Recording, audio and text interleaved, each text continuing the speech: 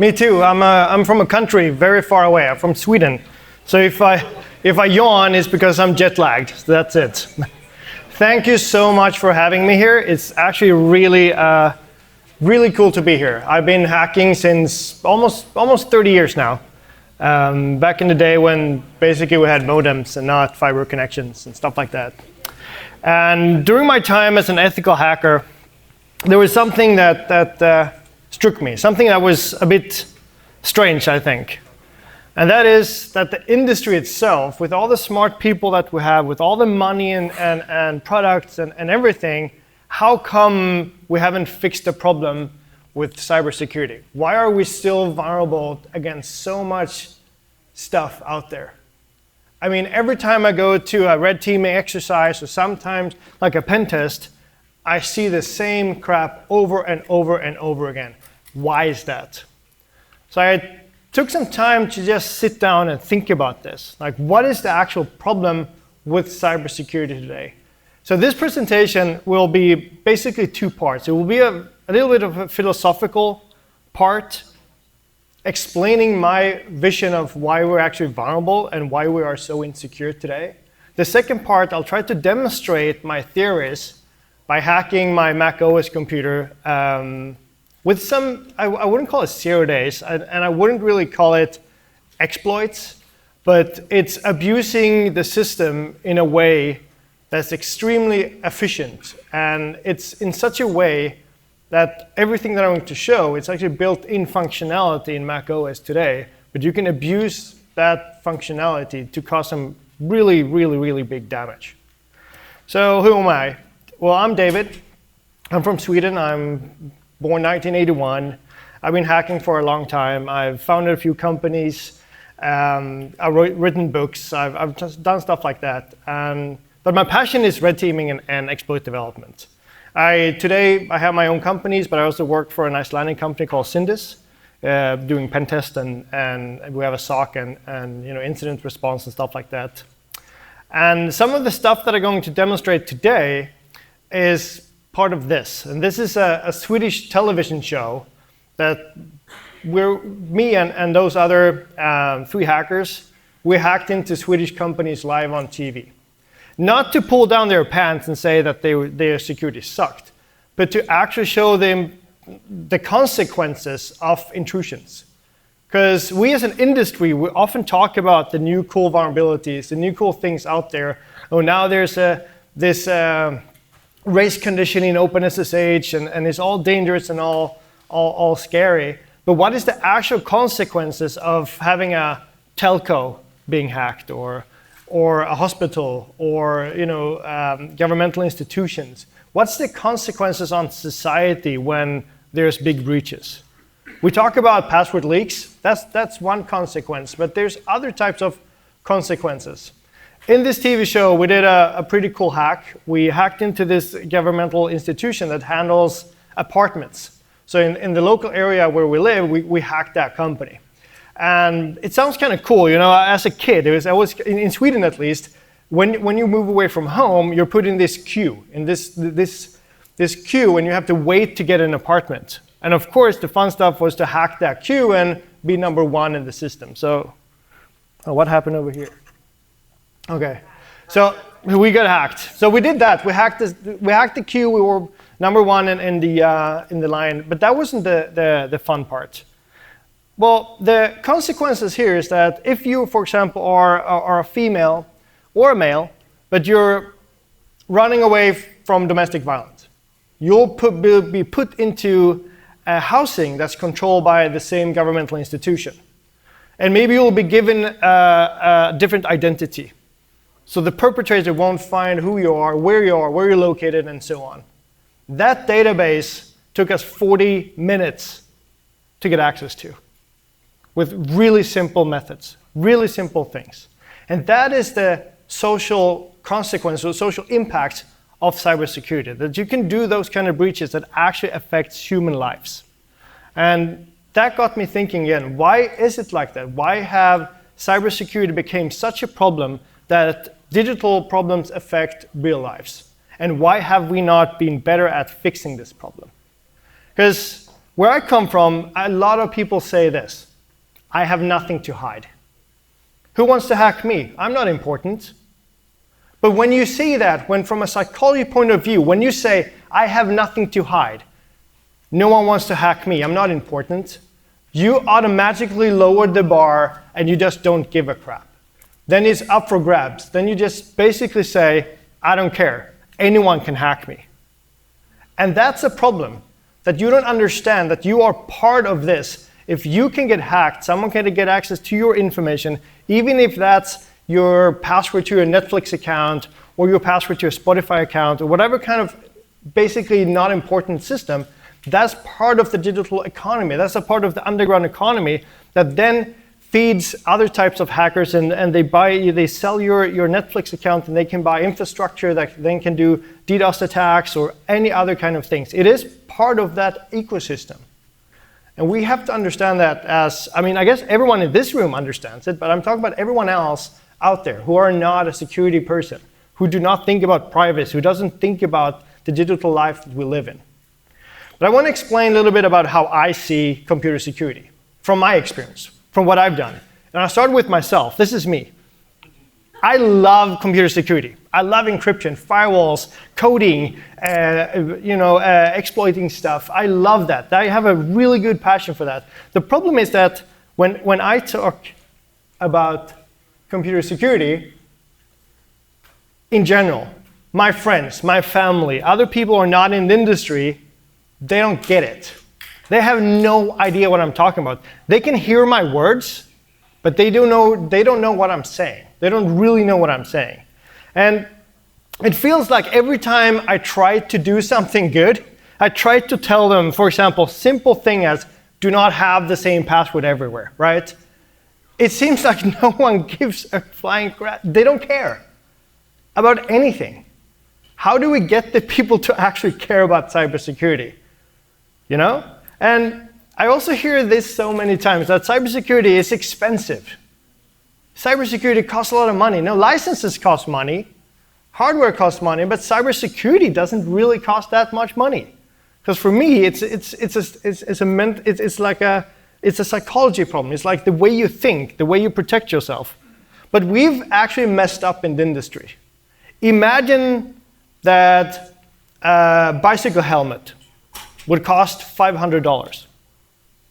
Would you buy a bicycle helmet? Of course not. Or a fire alarm in your house, $500. In the physical world, we figured out that to actually build security in our physical world, we have to have a model that works for everybody. But cybersecurity today, it's a luxury. It's a luxury when it comes to pricing of things, but it's also a luxury when it comes to knowledge. Very few people actually get it. And we are part of those few people.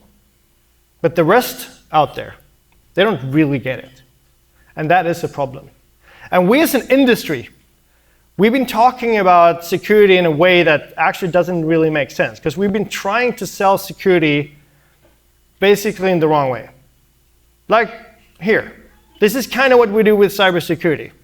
We implement multi-factor authentication. We buy firewalls. We have antivirus. We have patch management. We have all these different things.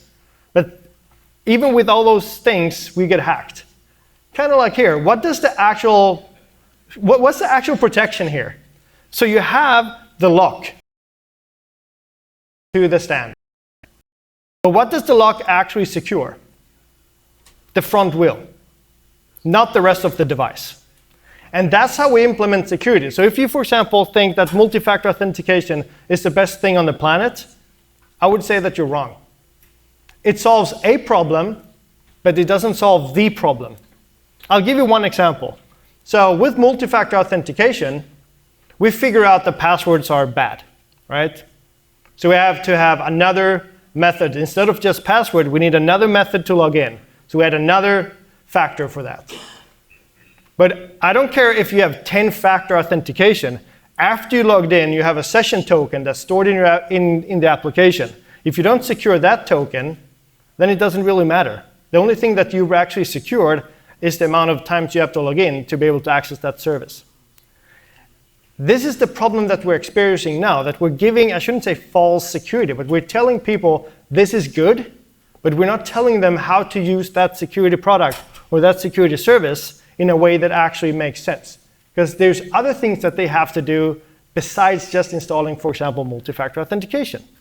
There's other things. And if you don't do those other things, then you will not achieve the same security as you really want. And we as an industry, we keep talking about the cool new stuff. We talk about AI. We talk about new types of exploitation techniques. We talk about different kind of threat actors, APT groups, and so on. But at the end, if you look at the actual tools and the actual methods that cyber criminals use to compromise systems, they're not really groundbreaking. That's like the 1%, not even maybe 1% of all the attacks out there are from a zero-day exploit. It's very simple stuff. So we have to start talking about where the attack is actually coming from. Like this guy, how is he going to protect himself if he doesn't understand where the attack is coming from? He cannot. It's impossible, right? And the same thing with us. If we don't understand where the attack is actually coming from, we cannot really secure ourselves. And we do good things. But again, if the solution that we're implementing is not actually designed for the problem that we're trying to solve, like I did this example with the multi-factor authentication, it doesn't give us anything. Like the person here bought a padlock for this gate. Nothing wrong with that. But the padlock is not designed specifically for that gate, so the person gets zero security. And this is what I see when I do my pen testing and when I do my red teaming exercises out there, is that we have implemented a lot of cool things, but no one really understands how that technology works, which actually results that we're having less security than we think we have, and we get compromised. And when we get compromised, we're a bunch of crybabies, we get sad and upset, and that's my negative view on the cybersecurity industry. I don't know what you guys, do you agree with my view of the cybersecurity industry? Yes or no? Who agrees? Raise your hand if you agree. Okay, so more than half of the audience, do you agree that what we're doing right now at this moment is basically wrong, that we have to change the way we do things because otherwise we will not achieve the result that we want to have? How do we do that? How do we fix that? Well, I think one problem is the way we talk about things, how we actually communicate about cybersecurity. Retorik is the Swedish word for it. I don't know the English word for it. The way we communicate. What was the English word for it? Okay. It's just like when you talk about, for example, digital transformation, or you talk about things in the security industry, the problem is that people don't understand it. And I think this word that I hear all the time, at least in Sweden, oh, we have to do transformation, we have to be more digital, we have to evolve, we have to do things in different ways. And people talk about DNS and API and stuff that they actually have no idea what they're actually doing.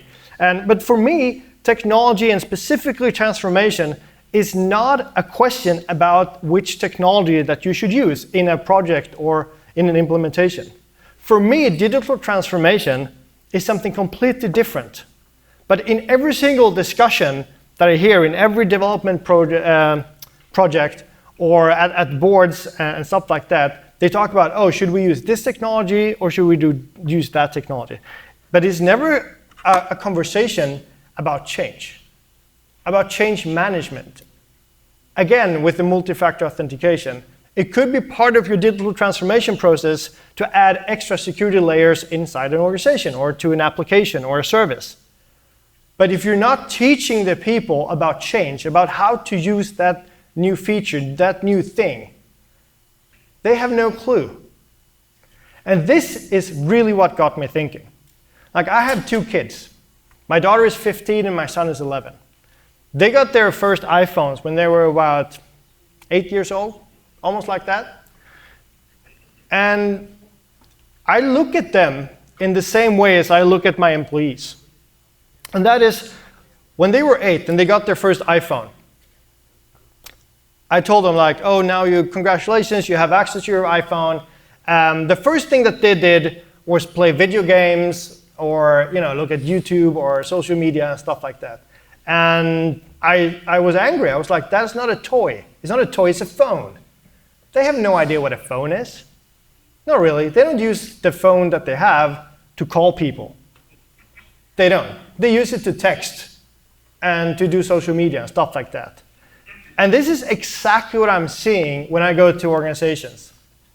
And we have all these employees that basically have zero training in technology, and we give them computers and email addresses and VPN connections and phones and stuff without telling them what it is. They have access to all these different services, but no one actually told them about technology. They're not like us. They don't like technology, but they have access to technology. It's like, imagine a world where you have a lot of cars, but no one is allowed to have a driver's license. Everything that you're able to secure is the device itself, the car itself, but no driver's license. That's how I see our users today. They don't have the so-called driver's license for their computers, right? But we're trying to add all these different layers in the technology to build security. But they have no idea what they're really doing. They have 100% trust in the technology, that the technology would work. And from a history point of view, when you look at transformation, and you look like, if you go back in time, and you go back way, way, way back, you go back to the Stone Age, we had transformation. I mean, we didn't have digital transformation, but we had transformation.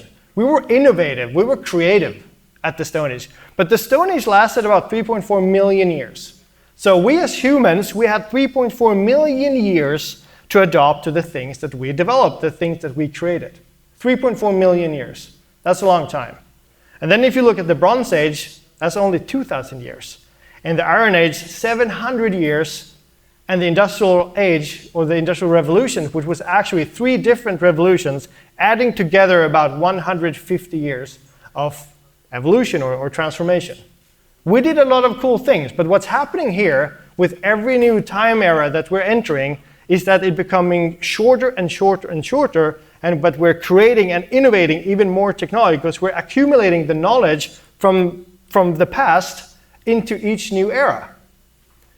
And how long has the digital age, digital evolution, digital revolution, call it what you want, how long has that one lasted? The world that we're in right now. How long have we had the digital age? Say again? 30 years? 50? I wouldn't agree with 50. I'm more like 30, maybe even 25.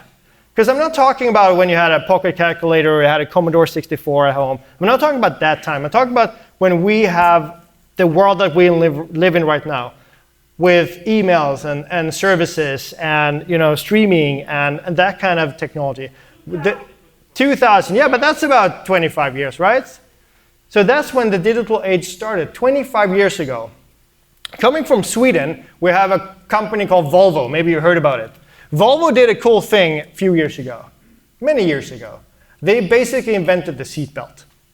They enforced the seatbelt in cars. How many years did it take for Volvo to enforce seatbelts in the car after the car was invented? 50 years. So 50 years, that's twice the time that we lived in the digital era that we live in right now. When you think about time and transformation, it becomes kind of interesting. We've only had the digital world that we live in about 25 years. We, here in this room, we're the first generation of people who experience the things that we do right now. We're the first generation. A lot of people in this room did not have this kind of technology when you grew up. We've had to learn during this time. The problem here is that we created something that we are now dependent on. 100% dependent on this technology. And not even us, we have full understanding on what this technology actually can do for us and what it is. And if it took them 50 years to get some kind of easy security in cars, isn't it unrealistic that we should actually have the type of security that we are aiming for? in something that we've only had for about 25, 30 years. Some of the system that's running in our environment, our critical infrastructure today, they are that system that was developed and created in the 1980s. That's still out there in our infrastructure today. And we think about it, when we developed stuff in the 1980s, didn't we do a lot of wrong things? The simple things like buffer overflows in code, and we had there were just access control back in the days was terrible, extremely terrible.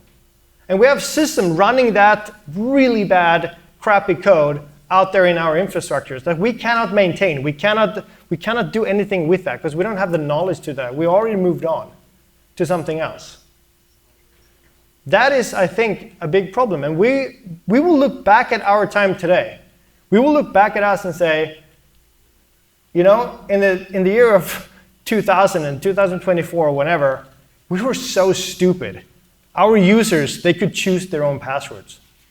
Why do we even allow that? We just know it's devastating. We know it's bad. We haven't figured that out.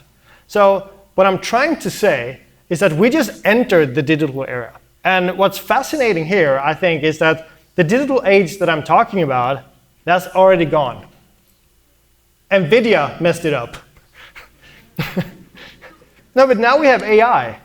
AI will change humanity more than the internet has ever done. It will. We're already moving into the next phase, whatever that is. I don't even know what that is. So what we've tried to accomplish here is gone. And when I was looking at this and thinking about these things, what was also fascinating is that we basically we talk about digital transformation, but we transformed humans.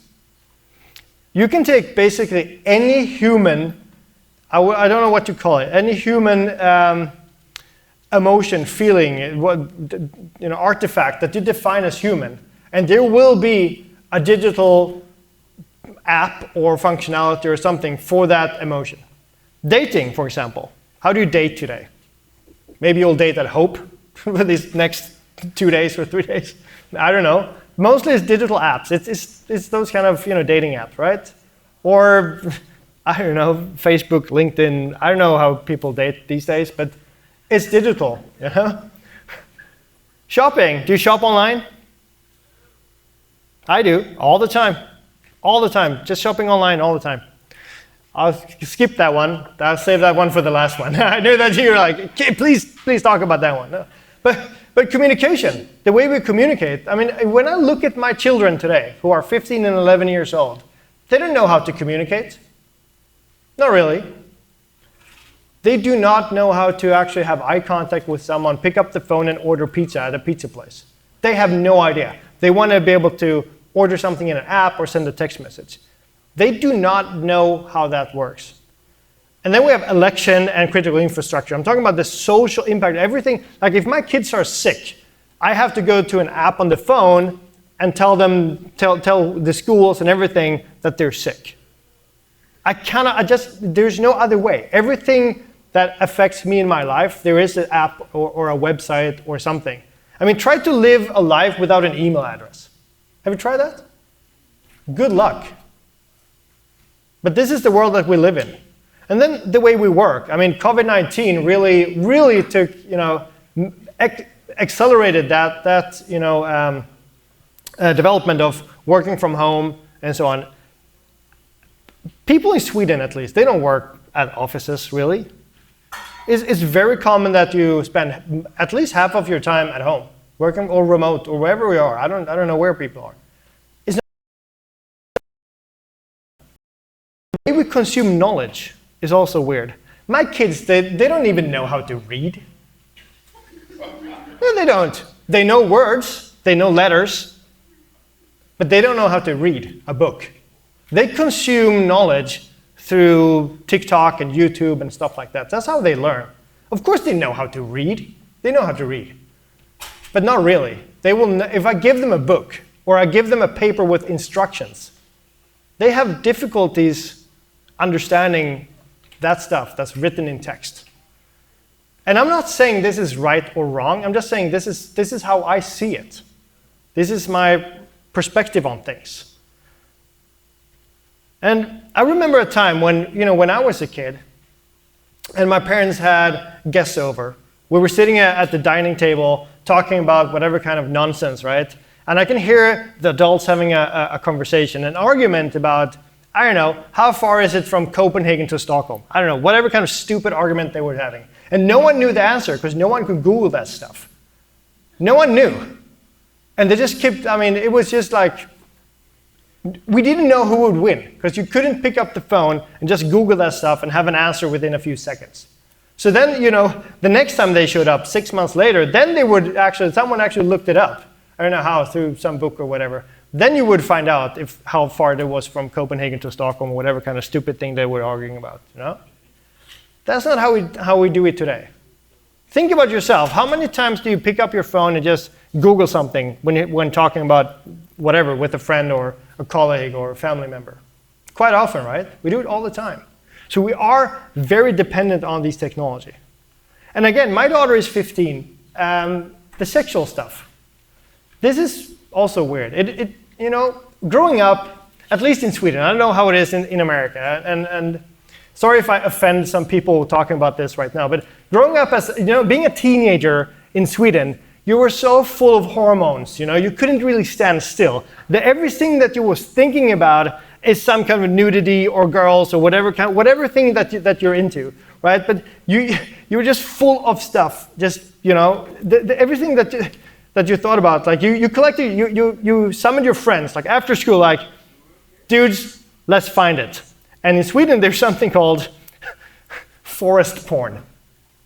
Okay? Forest porn is dirty magazines that someone plays somewhere in the forest. I don't know if you guys have it here in the US, but we have it. And it's like, it was almost like going on a treasure hunt.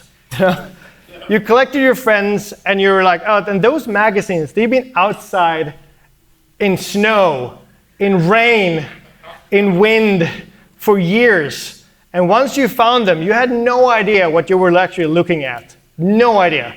You just knew that was the treasure. And that kind of behavior, we don't have that today. Because right now, our kids can, again, take up the phones and they will have access to all that kind of material that might be interested if you're a teenager within a few seconds. Things change in our behavior. We kind of digitalize the way we work as humans, which I think is a little bit strange.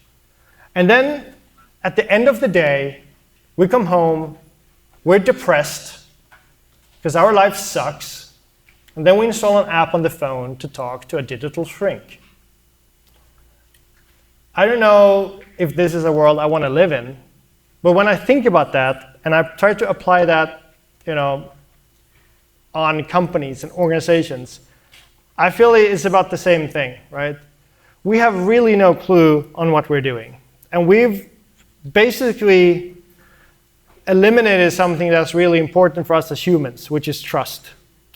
Because if you look at the time frame, a normal time frame, it's basically a horizontal line.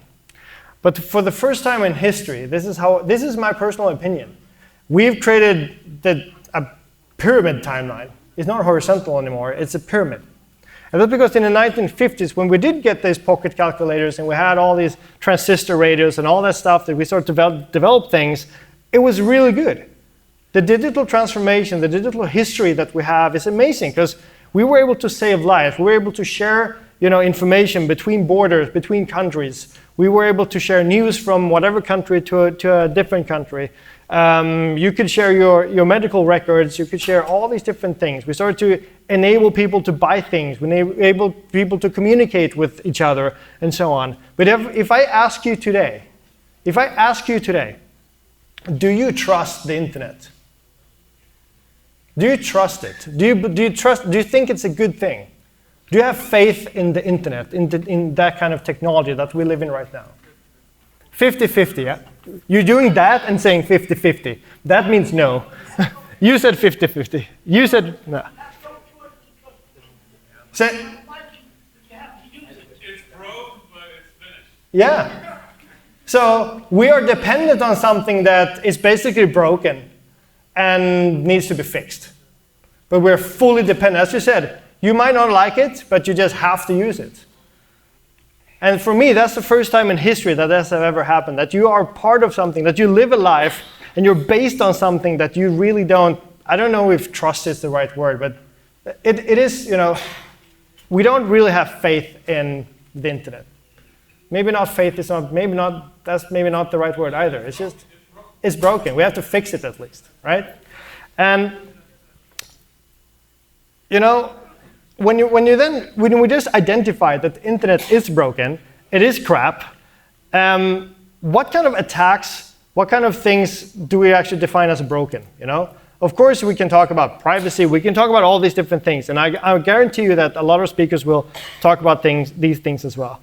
But how do hackers actually do it? What are they actually exploiting to gain access to systems? And this is something that I think is kind of interesting. So, passwords. We know that passwords is a problem, right? We just heard about the RockU 2024 database that's released. But the funny thing with passwords is that we know they're broken. We don't trust them really, but we're, again, fully dependent on them. And specifically passwords is interesting because they are aligned with policies and other types of soft things that we have there. I'll cover that later on. But hackers also exploit platform data. You know, I mean, I'm talking about APIs. I'm talking about you know, cloud services and stuff like that. And device data. This is, I think, is very interesting, at least. What would you say if I would tell you that I had a solution to ransomware attacks? Nah, right? But when you think about it, I don't have the solution to ransomware attack, but think about it. What kind of mechanism is ransomware code dependent on? Bitcoin. Bitcoin is not what I'm thinking about. I'm thinking about stuff like PowerShell or Python and stuff like that. So in our devices, in my desktop right here, how much has my desktop changed from a technical point of view? How much has it changed in the 1980s? Zero, exactly. It changed zero. So you still have an underlying operating system, and then you have a graphical user interface, and then you have icons, and then you have the communication layers like internet and whatever, right? The devices here are not designed for the world that we actually live in right now. That is a big problem.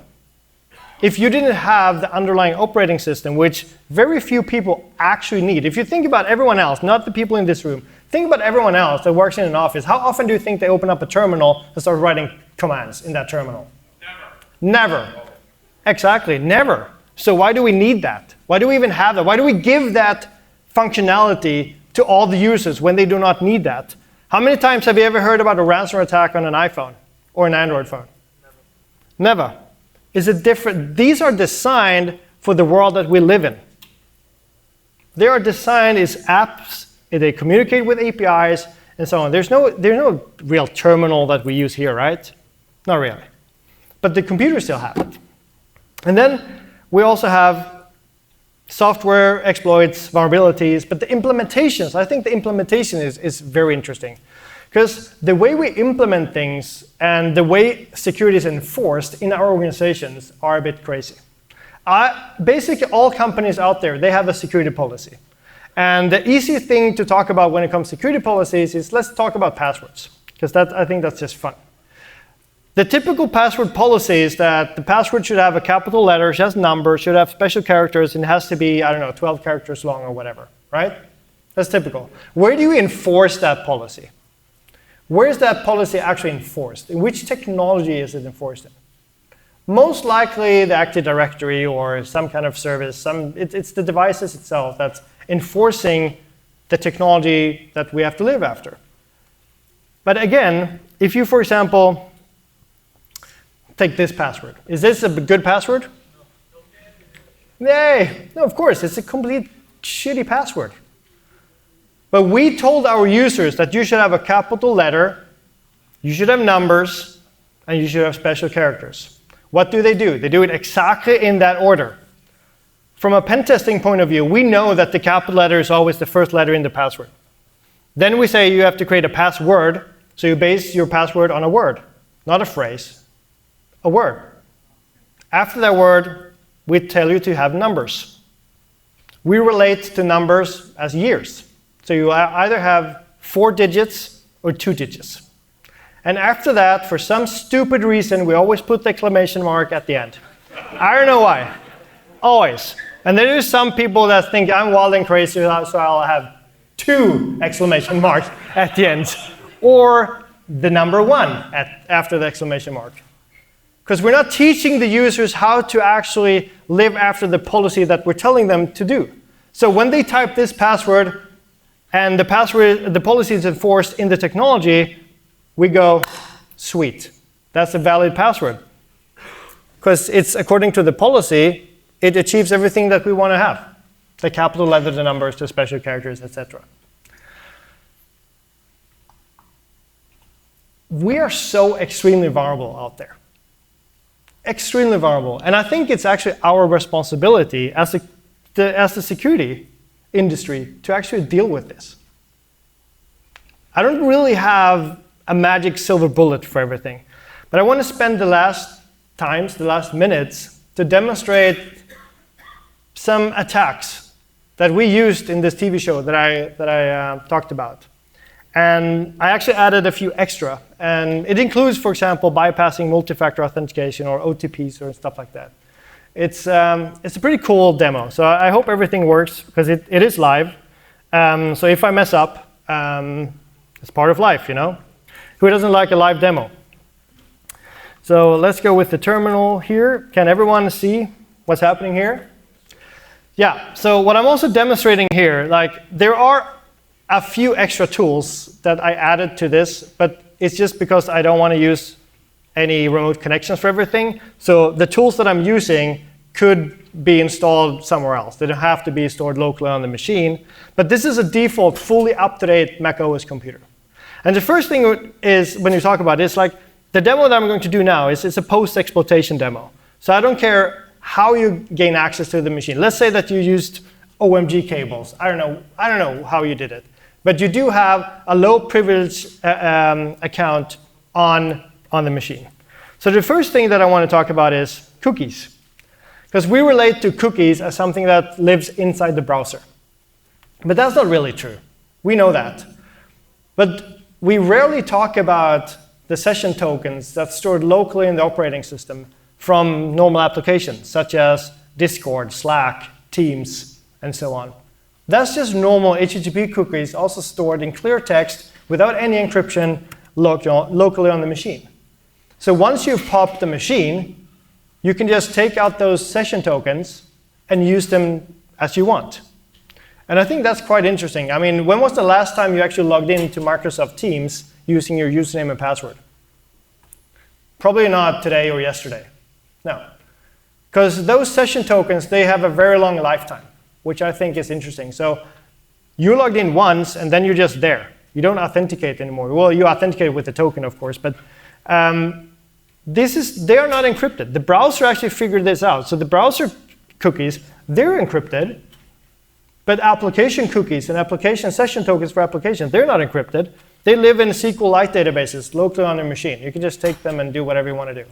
And with the demo that we saw in the previous presentation with these SOX proxies and so on, some cookies, they are protected with metadata saying that you're not allowed to use this session token if you're not coming from the same IP as the first time you authenticated. So to actually hack that, this amazing hacker tool that just lives in all these Mac OS machines out there. Do you know what hacker tool I'm talking about? Of course, it's OpenSSH. You can just, since you have access to the machine, you can just use SSH to do a SOX proxy from the compromised machine out to your C2 server somewhere else and use those session tokens from the compromised machine as well, which is very, very neat and very, very useful. The other thing is, and I don't know if there's someone from Apple here. If there is someone from Apple, please come up to me and talk to me about this afterwards, because this is, for me, completely insane. I don't know how much time you've spent researching the Apple keychain, but the Apple keychain is... When you look at the keychain is basically this encrypted database where you put all your super secret credentials, encryption keys, all these different things is placed in the keychain. So every time you log into a Wi-Fi, you store a password in the browser, or you store a password locally in the system, for example, mail accounts, or whatever. Every time you store something, those credentials are stored in the keychain. And what's also interesting is if you have the same Apple ID on your phone as you have on your computer, the passwords that you store on this device is also stored locally inside this encrypted database. But what they've done is they've taken the encrypted key to unlock the keychain and put it inside the keychain. And the keychain itself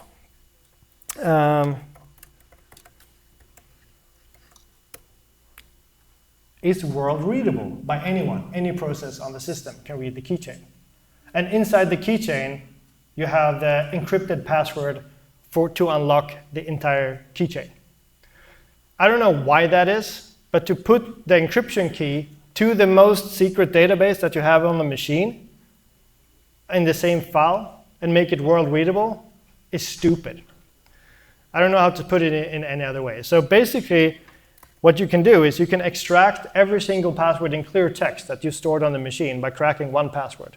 And a Mac OS user, from a psychology point of view, they traditionally put a very bad password locally on the machine because they think that they will use biometrics like fingerprint to authenticate on the machine. So they'll put a shitty password because they say, I will never use the password again because I'm going to use my fingerprint instead. The problem is that, let's say that you and me, we go out and have a party tonight, and you go back home, or you go to your hotel, and when you wake up, you have 9 fingers. You lost 1 finger going out drinking with me. How are you going to authenticate on the machine if you lost your cool finger to authenticate on the computer? You have to, of course, type the password. So it's not either fingerprint or password, it's always both, right? So if you look here, you can see that I have extracted 1 keychain password and 123 generic passwords and 23 internet passwords, which is VPN accounts and email accounts and so on. And also, of course, certificates that could be used for VPN connections and other stuff like that. So by cracking this, you can access this machine. So just using John the Ripper, you'll see the password for my computer here on this machine, this demo machine, is Hack the Planet.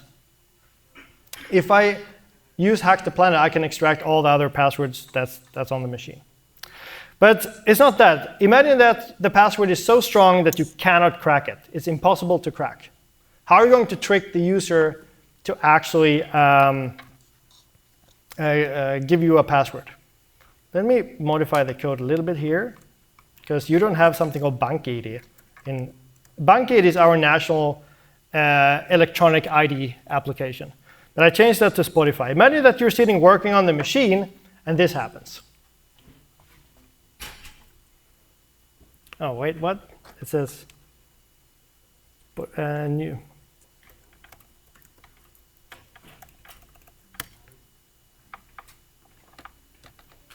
On Mac OS, you can basically tell any installed application to give you a pop-up of your choice. I'll do it again. So Spotify actually starts. It says on the window, new software update available, enter your password to upgrade.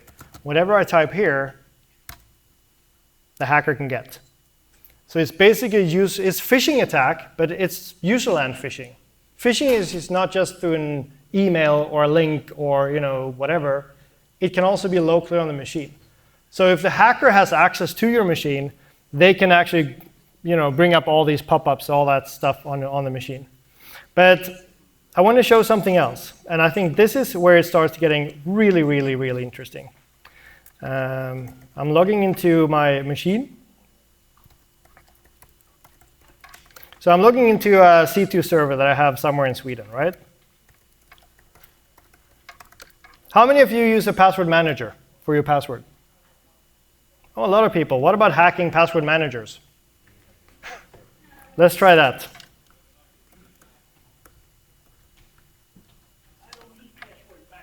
You don't need password managers? No, but a lot of people do. Oh, sorry.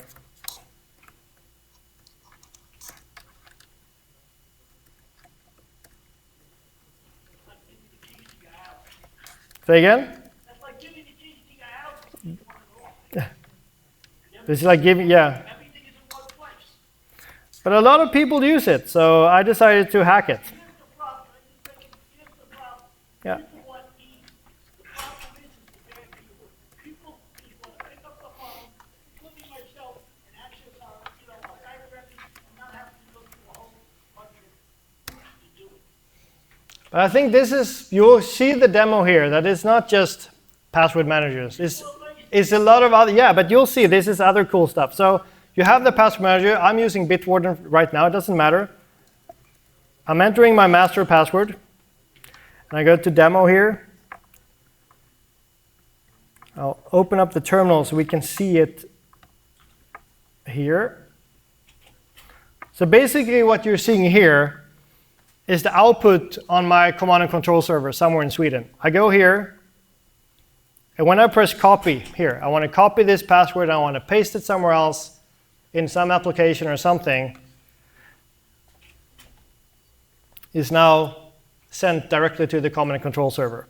But what's really crazy here is like now, if you could see it, I'm opening up Google Authenticator. Google Authenticator here, and I'm going to copy one of those tokens here by just clicking on it. So I click here. And now it's on my C2 server. Do it with Apple passwords in the settings. Say again? On your Mac, go to the settings. Yeah, that's what I'm exploiting. That is exactly what I'm using. No, not the whole, you're not using the OS one. Say again? In the Mac OS, you go to settings and you go to the passwords there. You do the same thing. Yeah, whatever I copy on the machine. So what I'm basically doing is that everything that the machine is ever copying with the system call for copying things can be sent to the server. And this is built in, since if I have the same Apple ID on the phone as on the computer, they enable a feature which is cross-platform copying. So it becomes more crazy than that. So the last thing that I want to demonstrate is this. So it's OTPs, it's passwords, it's whatever I copy on either my phone or my computer, we can steal it like this, because that's built-in functionality. There's a program on Mac OS called PB Paste. PB Paste, that's the only thing that I'm doing. I'm using PB Paste, and I'm curling the output to my C2 server. But I want to take, can I take a photo of you guys? Or is there anyone who doesn't want to be part of the photo? Look at this. So let's go here. I'm taking a selfie with all you guys. You can't really see it. Okay, what I'm doing now on the phone is not just text. I'm copying this picture that I just took. That's location data. Wait for it. Is the same for PB copy? Excuse me. Can you repeat stuff for the stream, please? People are talking to you from the crowd. Can I repeat stuff? Yeah, just to... The entire presentation? Yes. Okay. So if you repeat what other people say, not what you say. Oh, okay. Absolutely, thank you. So it's also copying, it's whatever I copy. Whatever I copy. Which is a little bit crazy. So it's pictures and it's texts, it's whatever. And I think it just gives us a lot of functionality, like inside the operating system, that we can abuse. As I said, it's not really vulnerabilities, it's just abusing userland functionality to achieve pretty nasty stuff. So once a machine gets popped, there's just so many things that you as a hacker can do to take advantage of the system without installing other stuff, right? The basic operating system has so much functionality that we do not really need, that we do not actually need to have access to. Maybe as a developer, but that's the 1% of people who actually need to have a terminal and do all these different things. Everyone else just needs to use an app, log in, do their job, that's it. And I think that's what we have to do. That's what we have to aim for. Because if you look at the digital problems, they now affect the physical world. And the analog ethics and moral, which I think is interesting, is applied in the digital world. What I mean with that is the decisions that we take in the digital world is based on the knowledge that we have from the physical world. but the digital and the physical worlds are not the same. But to really solve this, and this is my last slide, is that we have to work together. We're here now for 3 days. Network, take this opportunity to actually get to know each other, and we as an industry have to help each other. We are not competitors. We as an industry have to take a collective responsibility to actually fix this, not just sell products, not just aim for financial gain. If you really want to make a difference, we can actually do that by very little things. We have to focus on what's really important, which is securing the users, securing society, and all that stuff. That's what we have to do. We have to believe the process in transformation. We will look back at this time in 50 years or 100 years or whatever and say, we were stupid at that time. We were silly. We do it today. The stuff that we develop today is much better than the stuff that we developed 20 years ago. And the stuff that we will develop in 20 years in the future will be better than the stuff that we produce today. So we have to believe the process. It will be better. And we have to talk about this. And that's why I flew from Sweden here, is to talk to you about my experience, my thoughts, my stuff that I have. And I'm really happy to be here to listen and learn from all other experts and security people out there. Together we can make a difference. So thank you so much for having me. Thank you.